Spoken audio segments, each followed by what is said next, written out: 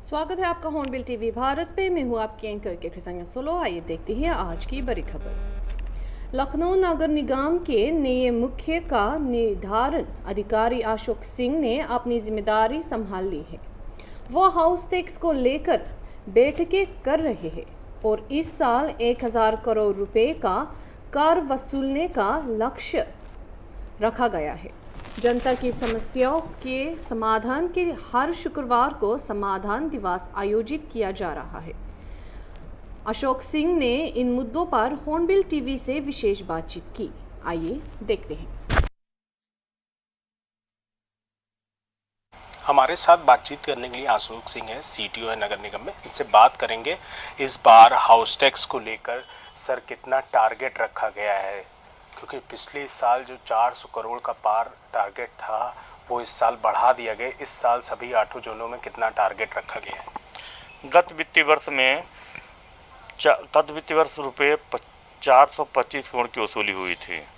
उसमें शासन द्वारा जो मौखिक आदेश जारी हुआ उसमें 25% की वृद्धि करके टारगेट फिक्स किया जाना है।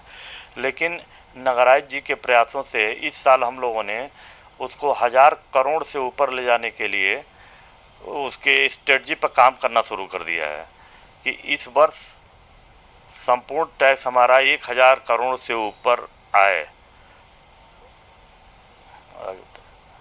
1000 करोड़ का जो टारगेट रखा, जिस तरीके से सभी जोनों में बैठकें कर रहे हैं, सभी टैक्स को लेकर लगातार सभी आदेश कर रहे हैं, तो सबसे ज़्यादा जो इस साल सर जो समस्या आई थी जनता को, जीआईएस सर्वे में टैक्स जाता था, इसको लेकर जो जीआईएस सर्वे में गड़बड़ी हो रही थी उसको लेकर क्या सुधार करेंगे? जीआईएस सर्वे के लिए समाधान दिवस तो लग ही रहा है। अब जो है नगरायुक्त जी ने इधर बैठक करके इसको डायरेक्शन दिया है कि सभी जोनल अधिकारी अपने जोनों में रजिस्टर बनावें और जितने भी आपत्तियां आवें वहाँ भी जो है तत्काल उसी दिन, और जो जिसमें जांच की ज़्यादा आवश्यकता हो तो 2 दिन से ज़्यादा न लगे, उनका सबका निस्तारण कर दिया जाए। जीआईएस में जो हम लोग की लेवल की फाइलें हैं हम लोग उसी दिन निस्तारित करेंगे। नगरायुक्त जी की लेवल की फाइलें हैं वो भी तत्काल निस्तारित होंगी। जनता को किसी भी समस्या से वो अगर कोई भी समस्या किसी भी ऑफिस में होती है तो वो जो हमारे कंट्रोल रूम में नगरायुक्त जी को, मुझे, किसी को भी अवगत करा सकती है, ताकि हम लोग जो है इसमें अतिशीघ्र इस पर निर्णय कराएं तथा यदि किसी कारण से विलम्ब हो रहा तो संबंधित को दंडित भी किया जाएगा।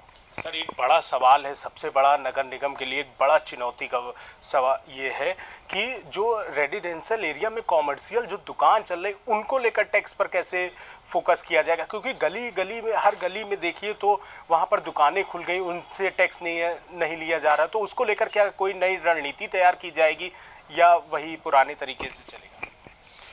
जो रेजिडेंशियल एरिया में जो अनावासी दुकानें खुली हैं, जिसको हम नगर निगम अधिनियम के अनुसार मुझे जो है उसका प्रयोग देखा जाता है। मुझे ये नहीं देखना है कि ये दुकानें ये ज़मीन, इसका लैंड यूज आवासीय का अनावासीय। ये आरबीओ एक्ट चूँकि ये डीए के पास है, विकास प्राधिकरणों के पास होता है, नगर निगम के पास जो अधिकार है वो जिस दशा में दुकान रहेगी, आवास रहेगा, उसी दशा में उसका कर निर्धारण किया जाएगा। तो हमको इसमें कोई कानूनी बाधा नहीं है, हम इसको लगातार करते रहेंगे, करते भी रहेंगे। अभी जो है 2 साल पहले जो हमारा 59,000 ये कमर्शियल प्रॉपर्टीज थी वो जो है अब जीआईएस से सहयोग मिला है और उसमें 81,000 हो चुकी है। जो गलियों इत्यादि में थी उस सबका जो है जियो टैगिंग करके उनका असेसमेंट किया गया है। सरकार ने इसी बीच एक आदेश भी पास किया कि जो है जिनके दुकानें 120 स्क्वायर फीट से कम हैं उनको 5 गुना में न लेकर के 1.5 गुने में लिया जाए। उसमें उन्होंने वर्ग भी विभाजित किए हैं, जैसे नाई, मोची, जो इस तरह के पेशेवर हैं जो अपना काम कर रहे हैं, उनका सबका जो है 1.5 गुने में मात्र लिया जाए। उनको राहत भी मिलेगी, वसूली भी जमा कर देंगे, बड़ा बर्डन नहीं आएगा। तो इसमें कम आय वालों को भी हमारी गवर्नमेंट ने सुविधा दी है। ये थे हमारे साथ बात करने के लिए अशोक सिंह, सीटीओ थे। इनका साफ तौर पर कहना है जो इस साल जो टैक्स का दायरा है वो 1000 करोड़ से ज़्यादा रखा गया। अब देखना होगा कितना टैक्स आता है, ये देखने वाली बात है। वीडियो जर्नलिस्ट विजय के साथ निहाल पांडे, हॉर्नबिल टीवी, लखनऊ।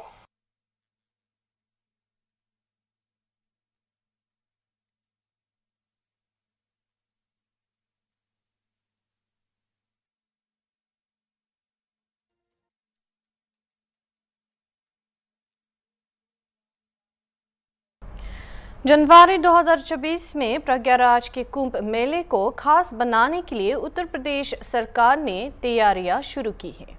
इसका शुभारंभ लखनऊ से होगा, जिसमें जीपीओ से 1090 चौराहे तक रोड शो होगा। मंत्री जयवीर सिंह और सुरेश खन्ना इस कार्यक्रम में शामिल होंगे। जयवीर सिंह ने बताया कि कुंभ से पहले यूपी में मंडल स्तर पर कुंभ समिति भी होगी और Nepal, Mauritius, Indonesia, Canada, Thailand और सिंगापुर में भी रोड शो आयोजित किए जाएंगे। प्राथमिक आयोजन कुंभ होता है, जो न सिर्फ उत्तर प्रदेश की, न सिर्फ सनातन संस्कृति की, बल्कि पूरे हिंदुस्तान की मान्यताओं, परंपराओं, संस्कारों को पूरी दुनिया में एक अपना अनूठा आध्यात्मिक और आचरण का संदेश देने का काम करता है।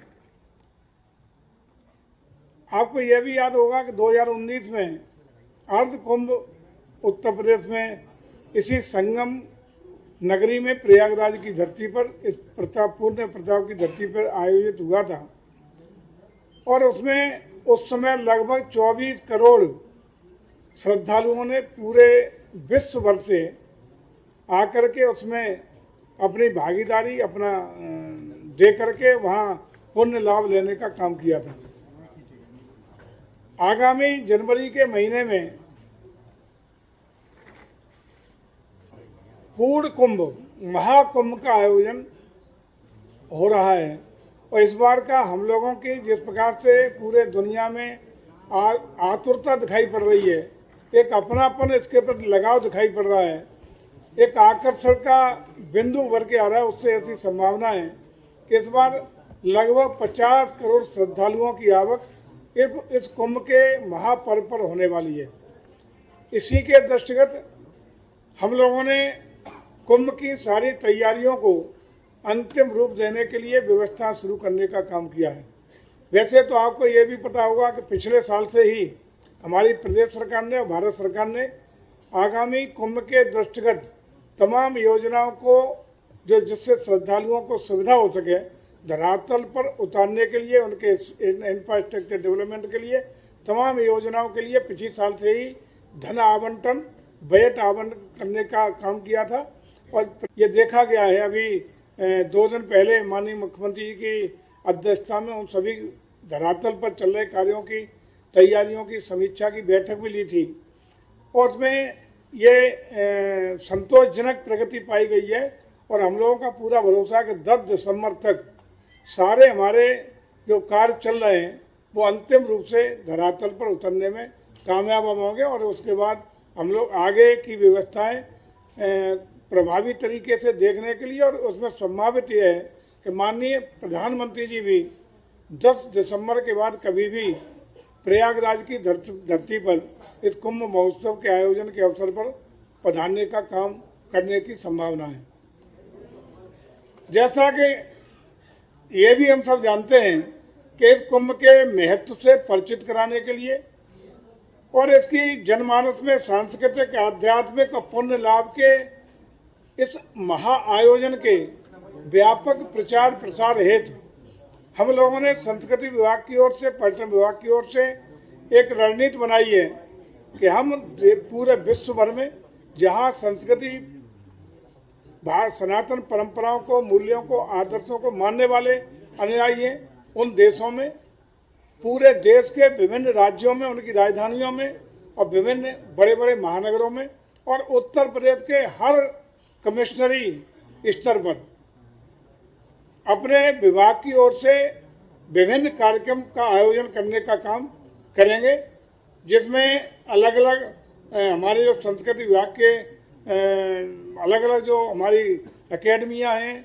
संस्थान हैं, अलग अलग जो प्रतिष्ठान हैं, उन सबको अलग अलग जिम्मेदारियां देने का जिम्मा दिया गया है। और इसी परिप्रेक्ष्य में हम लोग पूरे प्रदेश में कुंभ के जो रोड शो करेंगे, इसमें बाल युवा कुंभ का आयोजन करेंगे इन सभी कमिश्नरियों में। भाजपा नेता जी किशन रेड्डी ने जम्मू कश्मीर विधानसभा चुनाव परिणामों पर टिप्पणी करते हुए कहा कि भारतीय राष्ट्रीय कांग्रेस ने लोगों को धार्मिक आधार पर विभाजित करने का प्रयास किया, यहाँ तक कि अपने अभियान में पाकिस्तान का भी उल्लेख किया। इसके बावजूद उन्होंने कहा कि भाजपा ने भारी संख्या में वोट और सीटें हासिल की, जो आज़ादी के बाद से उसका सर्वश्रेष्ठ प्रदर्शन है। रेड्डी ने हरियाणा और जम्मू कश्मीर को कांग्रेस मुक्त घोषित किया। इस बात पर प्रकाश डाला कि जम्मू कश्मीर में किसी भी पार्टी ने बहुमत हासिल नहीं किया है। उन्होंने अगले कदमों पर चर्चा के लिए राज्य प्रतिनिधियों और राष्ट्रीय नेतृत्व के साथ बैठक की योजना का भी उल्लेख किया। लोगों को रिलीजियस के नाम पर बंटवारे के लिए प्रयास किया है, डिवाइड करने के लिए प्रयास किया है, पाकिस्तान का नाम लिया है, पाकिस्तान से लोगों से ट्रेड करना चाहते हैं, आतंकवाद को छोड़ना चाहते हैं और उसके साथ साथ जो पाकिस्तान से बातचीत कराते हैं, ऐसा बहुत कुछ वो टेररिज्म को जोड़ के, रिलीजियस को जोड़ के प्रयास किया है। और मगर इतना करने के बाद भी जम्मू में और कश्मीर में हमारे को अच्छा वोट मिला, अच्छा सीट मिला। आजाद के बाद इतना बड़ा सक्सेस भारतीय जनता पार्टी को जम्मू कश्मीर में। जगह थे हरियाणा और यहाँ क्या रहा, आपको क्या लगता है? एक तो है जो राहुल गांधी बार बार बोलते रहे, नरेंद्र मोदी जी का कॉन्फ्रेंस कम हो गया, हम कम करवाया, मगर नरेंद्र मोदी जी का कॉन्फ्रेंस कम नहीं हुआ है। नरेंद्र मोदी जी को जनता के ऊपर कॉन्फिडेंस है और जनता को भी नरेंद्र मोदी जी के नेतृत्व में, भारतीय जनता पार्टी के नेतृत्व में कॉन्फिडेंस है। और ये इस चुनाव में हरियाणा में भी कांग्रेस मुक्त कर दिया है, जम्मू कश्मीर में भी कांग्रेस मुक्त जम्मू कश्मीर हो गया। सर, फारूक अब्दुल्ला का कहना है कि उमर ही सीएम बनेंगे। जो भी अभी गवर्नर किसको बुलाता है, कौन सा पार्टी को बुलाता है, वो डिपेंडिंग ऑन गवर्नर डिसीजन। आपको लगता है कि मेजोरिटी है एब्सोल्यूट या हंग है? अभी हंग है, कोई पार्टी को अभी जम्मू कश्मीर में मेजोरिटी नहीं है अभी, आज तक रिजल्ट, अभी तक जो इस समय का रिजल्ट। बीजेपी भी बना सकती है सरकार? अब तो तय नहीं किया, हम तय नहीं किया। अभी बैठना है, मीटिंग करना है, चर्चा करना है। हमारा विधायक आएंगे, चर्चा करेंगे, हमारा राष्ट्रीय नेतृत्व बात करेंगे, क्या स्टैंड लेना चाहिए। राष्ट्रीय नेतृत्व जो मार्गदर्शन करेंगे, हमारा स्टेट लीडर्स का मार्गदर्शन, डिसीजन लेंगे। सर, 370 की बात को लेके अभी एनसी ने लड़ा है इलेक्शन, तो आपको मालूम है 370 हिस्ट्री है भारत का, अभी कोई इसको हटा नहीं सकता है। कोई पार्टी हो, कोई सरकार हो, आज नहीं हटा सकते। तो आपको क्या लगता है एब्सोल्यूट मेजोरिटी नहीं है, अभी सरकार कोई भी बना सकता है, तो आप भी बना सकते हैं? एब्सोल्यूट मेजोरिटी अभी एब्सोल्यूट मेजोरिटी नहीं है, इससे क्या होता है गवर्नर के डिपेंड पर आधारित होता है। जम्मू कश्मीर चुनाव में खाता खुलने के बाद आम आदमी पार्टी के कार्यकर्ताओं ने दिल्ली स्थित पार्टी कार्यालय में जश्न मनाया। पार्टी उम्मीदवार मेहराज मालिक ने दोदा विधानसभा सीट से जीत हासिल की, जो क्षेत्र में एएपी के लिए महत्वपूर्ण मील का पत्थर है।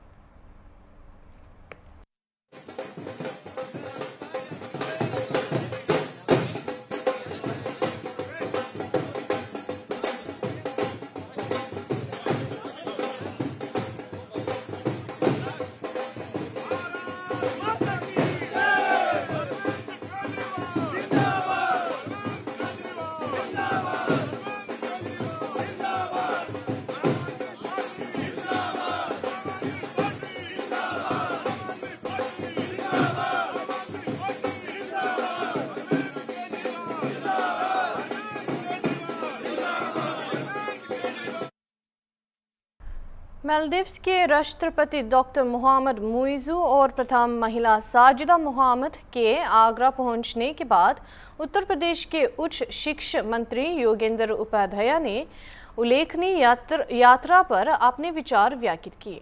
आइए सुनते हैं। आगरा मालदीव रिपब्लिक के माननीय राष्ट्रपति मुइज़ू मोहम्मद और उनकी पत्नी प्रथम महिला मालदीव की श्रीमती साजिदा मोहम्मद आगरा आगमन हुआ। मैं माननीय योगी जी जो उत्तर प्रदेश के मुख्यमंत्री हैं, उनकी तरफ से उनके प्रतिनिधि के रूप में उनकी अगवानी करने टेक्निकल एयरपोर्ट पहुंचा। वहां से अगवानी करके सीधे ताजमहल पहुंचे, जहां ताजमहल जो भारतीय वास्तुकला का एक अप्रतिम उदाहरण है और दुनिया के 7 आश्चर्य में से एक है। उसको दोनों जुगल देखकर उनके साथ जो टीम आई थी अभिभूत हो गए। उन्होंने बहुत बारीकी से और बहुत दिलचस्पी से ताजमहल को देखा। मैंने माननीय योगी जी की तरफ से उनको बधाई दी हिंदुस्तान आगमन की, और उनको और उनके मालदीव निवासियों को योगी जी की तरफ से शुभकामनाएं, उनके समृद्धि की कामना की नवदुर्गा के इस पावन पर्व पर, और उन्होंने भी उत्तर प्रदेश के निवासियों के लिए शुभकामनाएं व्यक्त की। वन मंत्री अरुण सक्सेना ने कुकरेल क्षेत्र का दौरा कर लगाए गए पेड़ों का निरीक्षण किया। अपनी यात्रा के दौरान उन्होंने कहा कि मां से बढ़कर कुछ नहीं। उन्होंने इस बात पर जोर दिया कि अपने माताओं के नाम पर लगाए गए पेड़ों की देखभाल करना हमारा सामूहिक कर्तव्य है। उन्होंने सभी संबंधित विभागों को इन पेड़ों का रखरखाव सुनिश्चित करने का निर्देश दिया। मंत्री ने ये भी कहा कि पहले लोग इस कार्यक्रम में भाग लेने से झिझकते थे, लेकिन अब ये क्षेत्र हरा भरा है।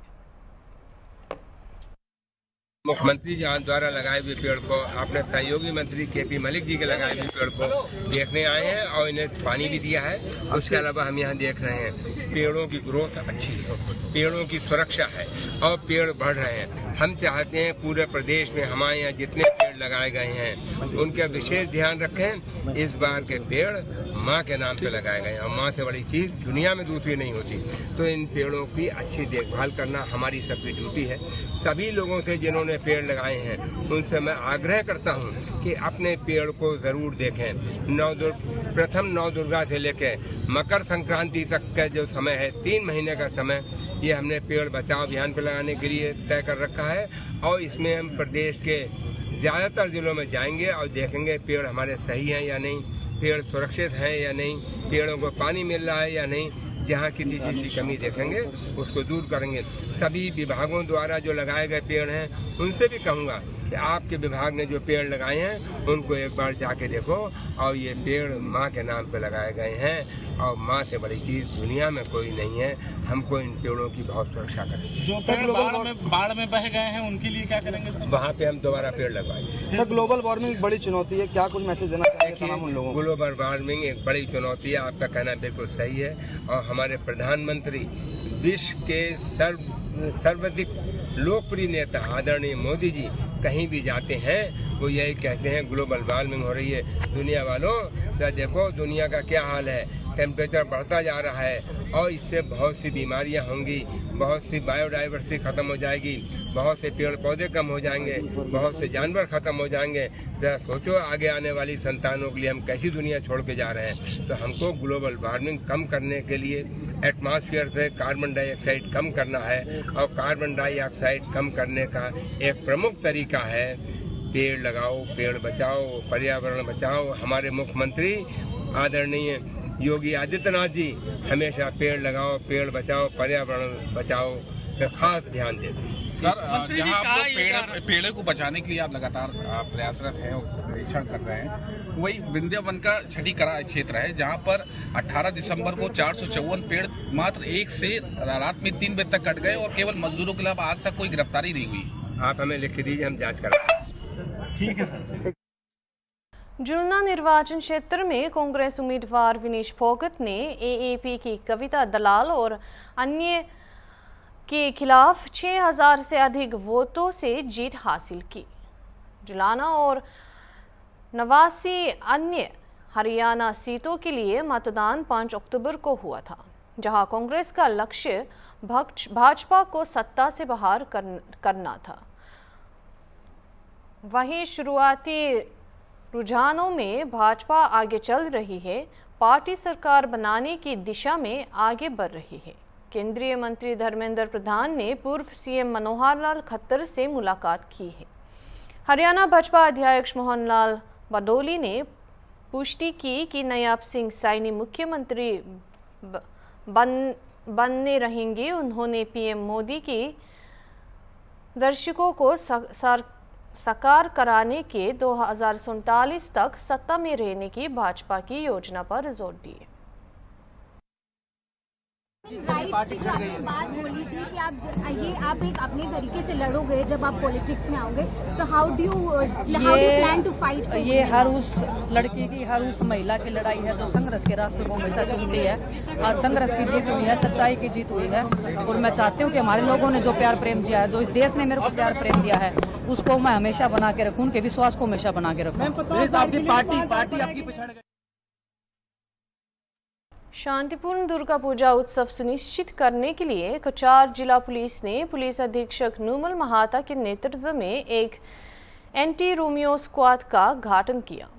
बाहरी विशेष आज्ञों के साथ 15 दिनों के गहन परीक्षण के बाद तैनात किए गए दस्ते ने सोमवार शाम को शहर में एक अभ्यास किया। अधीक्षक महाता ने इस बात पर प्रकाश डाला कि असम में एक ऐतिहासिक स्थान सिलचर में दुर्गा पूजा के दौरान बड़ी भीड़ देखी जाती है, जिससे महिलाओं और बच्चों को परेशानी हो सकती है। दस्ते ने उद्देश्य पूरे जिले में बाइक पर कड़ी निगरानी रखकर आपदार व्यवहार करने वाले अनियंत्रित युवाओं को मुद्दों का समाधान करना है।